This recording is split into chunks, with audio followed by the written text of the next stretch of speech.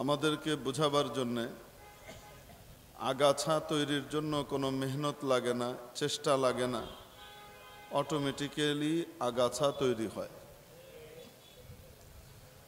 দুনিয়াতে কাজের গাছ কম, আগাছা বেশি, ঠিক কিনা? আগাছার বিস্তারের জন্য চেষ্টাও লাগে না, সারও দেওয়া লাগে না, মেহনতও করা লাগে না। গাছ না থাকলেই আগাছার জন্ম হয়, ফাঁকে ফুঁকে সে মাথা উঁচু করে। কাজের কাজ কিছু না করলেও একটা কাজ করতে পারে আগাছা, সেটা হলো গাছ যেন বাড়তে না পারে সেই ব্যবস্থাটা পরিপূর্ণ করে। আর গাছ, ফলের গাছ, ফুলের গাছ তৈরি করবার জন্য চেষ্টা করা লাগে, মেহনত করা লাগে, যদিও সংখ্যায় কম হয়। দুনিয়াবাসীর উপকার এই অল্প সংখ্যক গাছ দিয়েই হয়, আগাছা দিয়ে দুনিয়াবাসীর উপকার হয় না। মেরে মোহতারাম দোস্ত, আজিজ ও বুজুর্গ, ঠিক তেমনিভাবে রব্বুল আলামিন দুনিয়াতে যে মানুষ তৈরি করেছেন, এই মানুষের ভিতরেও অমানুষের সংখ্যা বেশি, মানুষের সংখ্যা কম। দেখতে মানুষ হলেই মানুষ মানুষ হয় না। মানুষের গুণাবলী যদি অর্জন করতে পারে তাহলে মানুষ মানুষ হয়।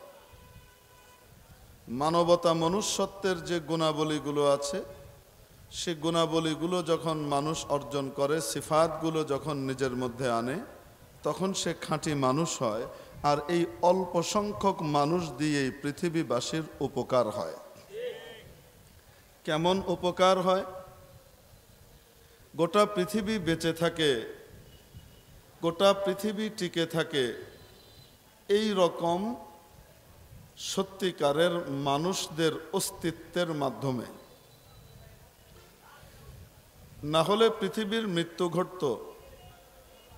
পৃথিবীর মৃত্যু হলে পৃথিবীতে যা কিছু আছে তাদেরও মৃত্যু ঘটবে, তারাও বেঁচে থাকবে না। একজন মানুষ যখন মারা যায় তখন তার হাত বেঁচে থাকে, পা বেঁচে থাকে না? সব শেষ, সব শেষ। পর্দার ওই পাশে বয়ান চলতেছে, এই বয়ানওয়ালাদেরকে এখানে নিয়ে আসেন, ওনাদের গুরুত্বপূর্ণ বয়ান জাতি শোনা দরকার, নিয়ে আসেন। এই পর্দার পিছনে যে 2-3 জন যুবক বয়ান করতেছে তাদেরকে নিয়ে আসো এখানে, তাড়াতাড়ি নিয়ে আসো, এখানে মাইকে বয়ান করবে, জলদি নিয়ে আসো। আর এখনো দেরি হয় কেন?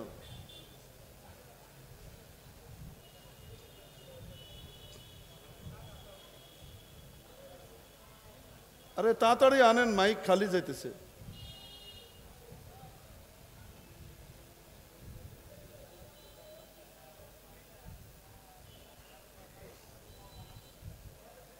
ওই আওয়াজ বন্ধ না হইলে এখানে আওয়াজ চলবে না।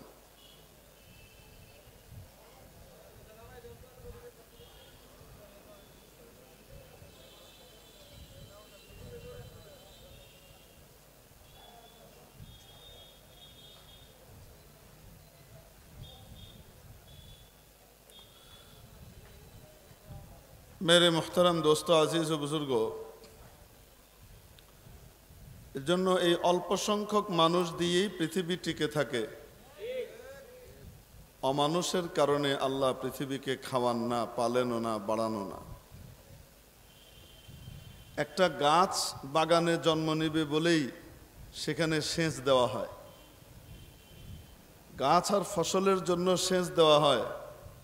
শুধু গাছ উপকৃত হয় নাকি গাছের সাথে আগাছা যেগুলো আশপাশে বসে আছে তারাও সেই পানি খায়? আগাছাও পানি খায়। গাছের উসিলায় আগাছা পানি খায়, কিন্তু পানি খাওয়ার পরে প্রধান কাজ করে যার উসিলায় খাইল তাকে বাড়তে বাধা দেয়, তার ক্ষতিটা করে। ঠিক কি ঠিক না? এই জন্য দক্ষ এবং যোগ্য কৃষক কি করে? আগাছা পরিষ্কার করে, তারপরে গাছের ব্যবস্থা করে। ঠিক কি ঠিক না? মেরে মোহতারাম দোস্ত, এভাবেই দুনিয়াতে মানবতা, মনুষ্যত্বের অধিকারী যে মানুষ, এই মানুষের সংখ্যা কম, মানবতাহীন মানুষের সংখ্যা বেশি, অর্থাৎ অমানুষের সংখ্যা বেশি, সবসময়ই থাকবে। নবীর যুগেও অমানুষের সংখ্যা বেশি ছিল, মানুষের সংখ্যা কম ছিল। শ্রেষ্ঠ নবীর যুগেও কাফেরের সংখ্যা বেশি ছিল, মুনাফিকের সংখ্যা বেশি ছিল, ইমানদারের সংখ্যা। মুনাফিকদের কোনো পাত্তা নাই, কাফেরদেরও কোনো পাত্তা নাই, তারাও চলে গেছে, কিন্তু ইমানদারদের উত্তরসূরিরা আজও বহাল আছে। فأما الزبد فيذهب جفاء وأما ما ينفع الناس فيمكث في الأرض كذلك يضرب الله الأمثال। আল্লাহ রাব্বুল আলামিন উদাহরণ দিয়ে বুঝিয়েছেন, আগাছা যেগুলো আছে এগুলোর সংখ্যা বেশি, খড়কুটোর সংখ্যা বেশি, কিন্তু যখন পানির স্রোত আসে সব ভেসে চলে যায়। শুধুমাত্র শক্তিশালী মজবুত গাছ যেগুলো উপকারী জিনিস সেটাই বেঁচে থাকে। তেমনি ভাবে যেগুলো খামাখার জিনিস ওগুলো এমনি বাতিল হয়ে যাবে। কবির চৌধুরীর নাম নেওয়ার মতো লোক এখন বাংলাদেশে নাই। তার খালতো ভাই, মানে চেতনার খালাতো ভাই, সেই কবি সাহেবের নাম নেওয়ার মতো লোকও বাংলাদেশে এখন খুঁজে পাওয়া যায় না, যার কাছে ফজরের নামাজের আজানটা বেশ্যার ডাকের মতো মনে হতো। আবু জেহেল, আবুল আহাব এরাও যদি এদেরকে দেখতো না তাহলে লজ্জা পাইতো, আমরা তো এত ইতর ছিলাম না, তোরা যে পরিমাণ ইতর। ঠিক কিনা? আসলে কবি সাহেব নিজের পরিচয় দিয়েছেন, ওনার চরিত্র যে কি এটা উনি পরিচয় দিয়েছেন। কারণ বেশ্যার ডাক যে কি জিনিস, ওনার এই বয়ান শোনার আগ পর্যন্ত, ওনার এই কথা শোনার আগ পর্যন্ত আমরা জানতাম না যে এটারও একটা ডাক আছে।